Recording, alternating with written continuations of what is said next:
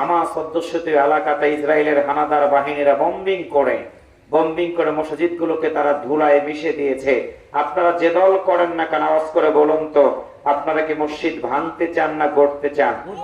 জবান খুলে বলুন, ভাঙতে চান না গড়তে চান? গোটা পৃথিবীর মানুষ দেখেছে ফিলিস্তিনের শিশুদেরকে হত্যা করছে, প্রায় 40,000-এর মতো শিশু, নারীদেরকে হত্যা করতেছে আমেরিকার হানাদার বাহিনীরা তাদের প্রত্যক্ষ এবং পরোক্ষ মদতের মাধ্যম দিয়ে। রিসেন্টলি তারা ইরানের কনসুলেট ভবনে হামলা করে ওই দেশের রাষ্ট্রদূতকে তারা জর্ডানে এবং বিভিন্ন জায়গাতে তারা আক্রমণ করে মুসলমানদেরকে রক্ত দিয়ে, তারা মুসলমানদের রক্ত ঝরলে ইহুদি খ্রিস্টানরা খুশি হয়। আমি আপনাদেরকে জানিয়ে দিতে চাই, যে দল আমরা করি না কেন, যে গোষ্ঠীর মানুষ হই না কেন, ইহুদি খ্রিস্টানদের সাথে মুসলমানদের কোনো সম্পর্ক থাকতে পারে না। কারণ ইহুদি খ্রিস্টানরা চায় মসজিদগুলোকে ভেঙে দিবে, মাদ্রাসাগুলোকে বন্ধ করে দিবে, আলেমদেরকে তারা হত্যা করবে, নারীদেরকে হত্যা করবে, শিশুদেরকে পৃথিবী থেকে বিদায় করে দিবে, মসজিদের মুসল্লি সংখ্যা যেন বৃদ্ধি না পায়, তারা এই ষড়যন্ত্র করে। কয়েকদিন আগে ইরান থেকে যখন তাদের উপর একটা প্রতিশোধমূলক একটি আক্রমণ করা হলো, আল্লাহর কসম করে বলে মুসলমান হিসাবে কষ্ট লেগেছে। গোটা পৃথিবীর মুসলমানরা তাকিয়ে দেখেছে যে সৌদি আরবের মতো মানুষ, সৌদি রাষ্ট্রকে আমরা ইসলামের রাষ্ট্র বলি, তারা ইরানের হামলাটাকে তারা মোকাবেলা করার ষড়যন্ত্র করেছে।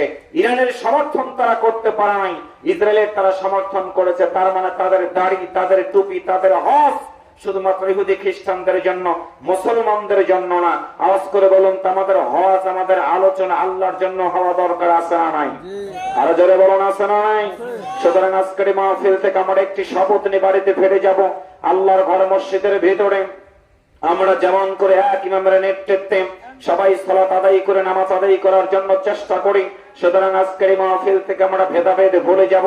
আমাদের সবার বাড়িতে আল্লাহর কোরআন রেখে দিয়েছি, তাকের উপরে মরে যাওয়ার পরে কোরআনুল কারীমের একটি কথা বলে আমাদেরকে দাফন করে দিয়ে আসা হয়, মিনহা খলাকনাকুম ওয়া ফিহা নুঈদুকুম ওয়া মিনহা নুখরিজুকুম তারাতান উখরা বলে সব দলের মুসলমানদেরকে যদি মসজিদের বারান্দার পালকির উপরে শোয়ায় দিয়ে সাদা কাফন পরে কবরের ভিতরে আমাদেরকে রেখে দিয়ে আসা হয়। আজকের এই মাহফিল থেকে দীপ্ত কণ্ঠে শপথ নিয়ে আমরা বাড়িতে ফিরে যাব। জন্মগ্রহণ করেছি 100%, একদিন মরে যাব।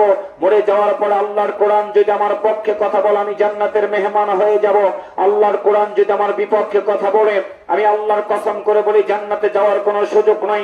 ওই জান্নাতে যাওয়ার জন্য যতদিন আমরা পৃথিবীতে বেঁচে থাকবো, মুসলমানের মতো হুঙ্কার দিয়ে আওয়াজ করে বলুন, আল্লাহর কোরআনের সাথে আমাদের জীবন চালানো দরকার আছে না নাই?